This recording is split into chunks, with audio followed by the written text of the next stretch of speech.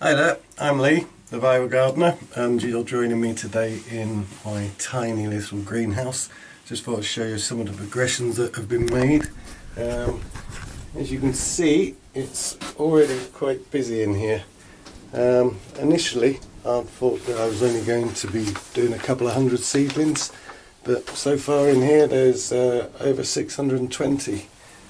Now these are the broad beans that were sown in January. They've come up quite nice, but I've been trying quite hard to not to use plastic or not buy any plastic pots, so I've been buying these biodegradable things, and basically, as you can see, they are already biodegraded, so they're maybe not so suitable for something that's up here in Scotland. Down south it might be okay. But I've been using all these trays, they're all re-donated. Up here we have some kohlrabi, which is needing to be repot. Down here you can see we have some first and second early potatoes that are being chitted. Chitting is just the process of allowing these eyes to grow.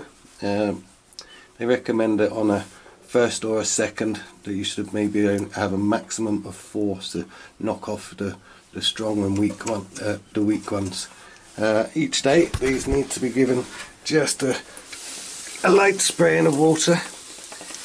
Now you'll find that depending on where you buy your potatoes, they may already be chitting in the bag, so you just need to be a little bit careful of just taking them out of the netting bag. You know, some of them will break off, but they're quite good. But usually they've been in a warm shop, it's bright, and they're not looking the most healthiest, but they'll still be good. Now, a word of advice, it's not the same as planting the ones that you get at the back of your cupboard. You can't guarantee that they're virus free, so always try and use a seed potato if you can. I'm working hard at the moment trying to find a source of potatoes, because obviously not everybody's going to be able to have been out and got them, so I'm hoping to try and come up with some solution for that. So the broad beans, they're ready to go out. It's still quite cold outside, so these still need to be hardened off. So over the next 5 to 6 days I'll be taking them outside, and then I'll be bringing them back in at night time. The kohlrabi needs to be taken out of each one of these cells and repotted. Normally you would plant kohlrabi directly into the soil. That wouldn't work for this program, and also I've marched ahead. These are going to be ready in maybe 8 weeks, whereas if you put them into the soil now, you're looking at between 12 and 14 weeks. Lots of things have been sown in here. We've got 32 dwarf beans, we got 80 broad beans, 60 climbing beans, 84 peas, 30 garlics, 25 onion sets, 132 beetroot, and 60 leeks. So today we were just basically going to concentrate on some of the things that I like to do. So under here you'll see a few more beans, but we've also got the runners that I took from last year. So these have been overwintered, and under there that's all my lilies and tubers for dahlias. I'm certainly not going to not be growing certain things just because I'm growing veg. I like a pretty garden too. So the type of seeds that I'm looking at growing for this year is to try and get an early harvest. So we want things like radishes, beetroot,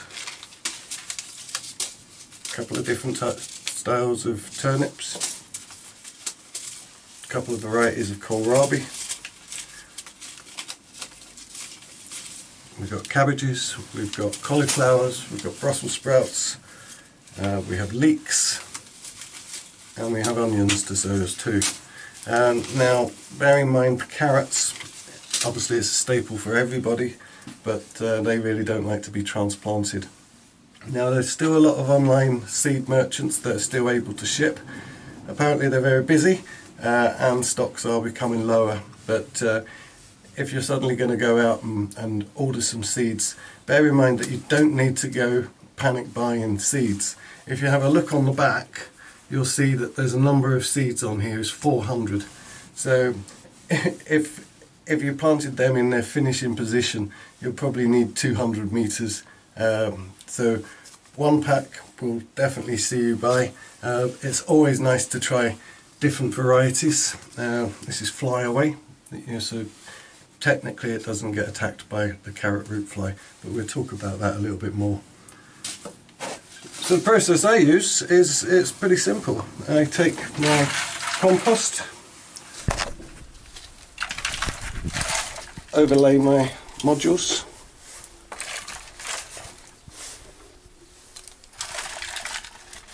now one thing with the compost is not to pack it. You'll see lots of people pushing the compost down into the modules, so I just lightly smooth it over and then I'll water it in. So here's one that was watered 10 minutes ago, nicely dampened down. Turnips are a very quick grower. It's going to be a nice little thing for your stews, shredded. Growing them indoors in cells means that basically you get the advantage of the heat. Now these seeds are actually quite nice and large, so it's easy to put them singly into each cell. I'll be putting maybe 2 or 3 just to make sure.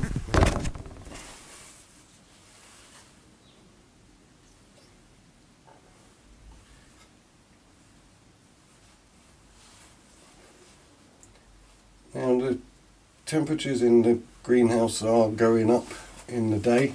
Yesterday it was about 11 degrees in here, but overnight that's dropping down to about 4 degrees.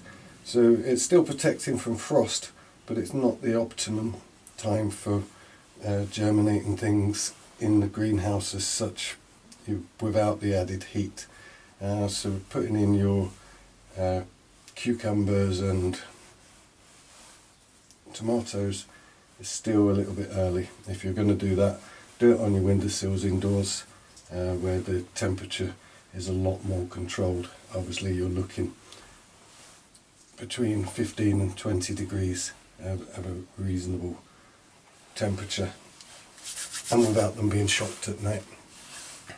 So that's all the seeds over the top. I then just lightly cover them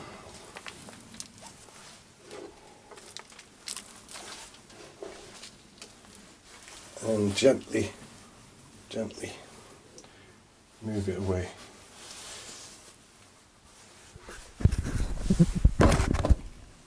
So don't go pushing them in, and there's no need for it. One of the things that the seed needs is heat, light, moisture, but also air around its roots. So compacting it too in, you're making it a little bit harder for the young roots to appear. Obviously, one thing that you've got to remember is labelling. Even if you think you've come up with a system, I've tried many, you'll move them and then you'll suddenly think, well, what's planted there? Now I've been trying not to use plastic, so I've gone on to lolly sticks this year. I thought that would be a good idea. I'm already running out, so waste, make 2. The problem is, it works like a wick. So this was marked with a Sharpie pen. It's been in the ground for about 2 weeks.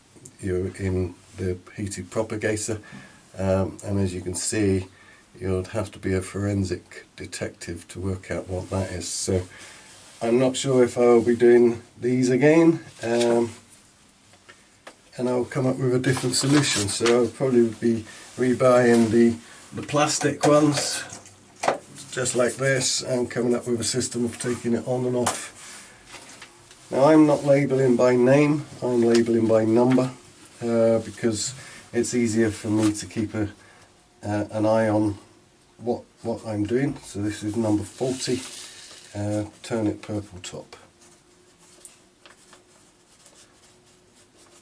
Also my handwriting is appalling, so I've got more chance of seeing what it is. 66.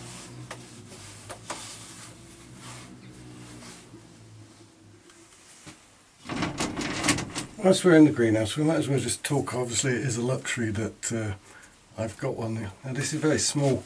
As you can see, I've tried to be as dynamic as I can be with all the spacing. So you know, at the moment I'm really looking about, you know, trying to germinate the seeds. So it's a lot about light and it's a lot about heat. But just by using this old step ladder, building a couple of trellises and using all the space that I can from this small space, I've now got over 32 linear meters of growing space. So you can be quite clever with your space. With the steps, obviously they can come down easy, and then once this goes into full production of the peppers, tomatoes and especially my chilies, which is one of my passions. But not everybody has a greenhouse, so what do you do? Well, in my day-to-day work I go to lots of people's houses collecting tools, and a lot of the older people, you will find that there's an unloved greenhouse sitting in the back garden, usually full of garden chairs and haven't been used for vegetables for many years. Now if you've got a neighbour like that, then why don't you ask? And even if it's tacky and it's got a few broken panes, you can take them up, put some cardboard on, you know, and basically give it a damn good wash, oil the doors, and start sowing seeds, and then share the benefits with your neighbour in a few months' time. You also find with the older generation is that they probably have the skills and the knowledge to help you along as well. Just don't be in the polytunnel or the greenhouse together during these times. But if you don't have a greenhouse, I'll show you what I did in the depths of winter. This is my miniature greenhouse. Now these are exhibition onions, so these have been growing since January, and they will hopefully grow to about 6 inches wide, and these are Leek Lyon. So basically it's just a bag over a compost. It's not even fully sealed, and the germination was very successful in that. You can do a growing tray with glass on top, or you can do cling film on top inside the house on your windowsill. If you're doing it on your windowsill, watch with the direct sun. It's surprising how quick the temperatures can go in and how quick your compost can dry. Right, these were just a couple of runners from last year's plants that I overwintered. Some are full plants obviously, and these little runners will be coming up quite nicely. Now strawberries in the greenhouse super early, lovely crop. You can get poor pollination, so I'll show you the trick of just making sure that doesn't happen. Strawberries like to work on a 4-year rotation, so the first year take the fruit, but make sure you take all the runners off, and then after that you can start propagating runners from the plant. So this pot's a little bit too small, and I can't guarantee the quality of that compost because I knew that I was just overwintering them. I may have used pretty much some older compost than I would have liked. So this is all fresh compost. Once again, don't pack it down. Now I always try to garden as organically as possible. Now I'm not going to lecture anybody on using fertilisers. Sometimes there's a choice for that. Organic is virtually a choice, but We'll go through how you can make your own organic fertilisers as well a little bit later on. But this year I'm trialling this. Now this is mycorrhizal fungi. Basically it forms a symbiotic relationship with the roots. There are versions out there that you can buy that they say are water on. I wouldn't really trust that. So I would dampen my compost first, so one, it's not getting washed off. Put it over so that it's contacting on the roots, and because you don't want the fruit to be getting meshed, make sure that you don't plant it too deep. The strawberries are extremely resilient.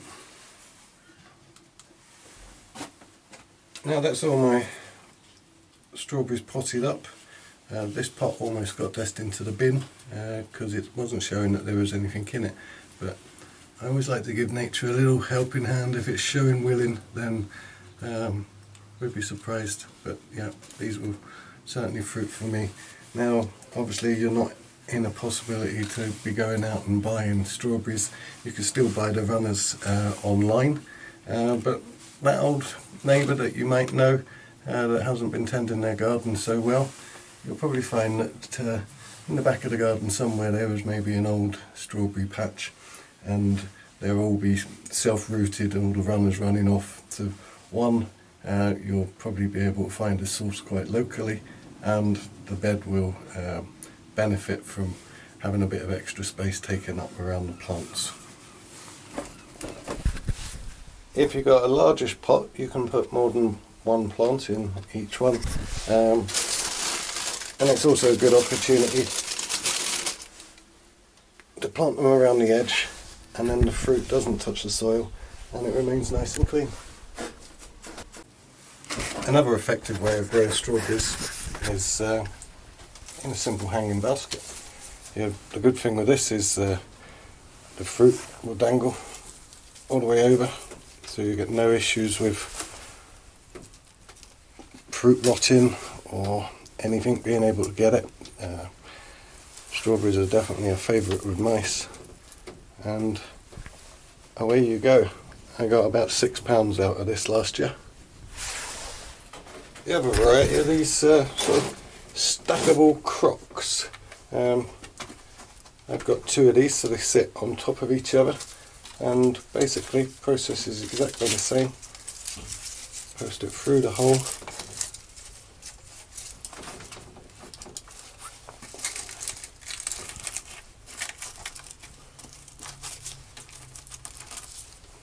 cover up the roots, bit of our magic powder, and cover them up. Now this has 2, 4, 6 plants in it. We could squeeze another one on top, so I've got one in my hand, so we might as well do this. This was actually broken off of another plant, but as you can see it's still got a root structure, so I'm quite happy to give that a go. I'll tidy up the plant.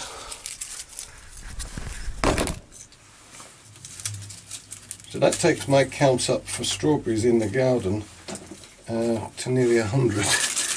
And you can never go wrong with strawberries. Just walking past the hanging basket, you'll see one that's going to be ready tomorrow, and yeah, you just pick it, pop it in your mouth, and away you go. Now this is a 2-year-old plant, as you can see, super healthy structure on the roots. If you were a little bit needing more plants, you can carefully cut down here, and that will easily be another healthy plant. Just like that. Now if you have some sulphur, that will cover the bruise and make it a little bit more healthy. So that is one way of propagating a strawberry if you need to. If you don't have any of the stackers, or if you don't have a spare hanging basket, just a simple high pot with a hole cutter, space them out around the pot. You can do it at different heights. careful with your hand behind the root.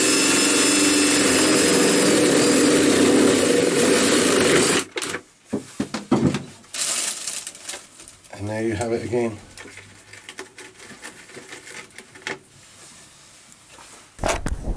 A strawberry planter. Okay, so that's there, all potted up, ready to go. Cost nothing. The strawberries are quite hungry plants, so you will be needing to feed them, especially if you're planting in these type of densities. Standard tomato feed is perfect. Now if you don't have tomato feed, obviously it's a high phosphate based feed, so I'll be showing you later on, sometime in the next few weeks, how to make your own.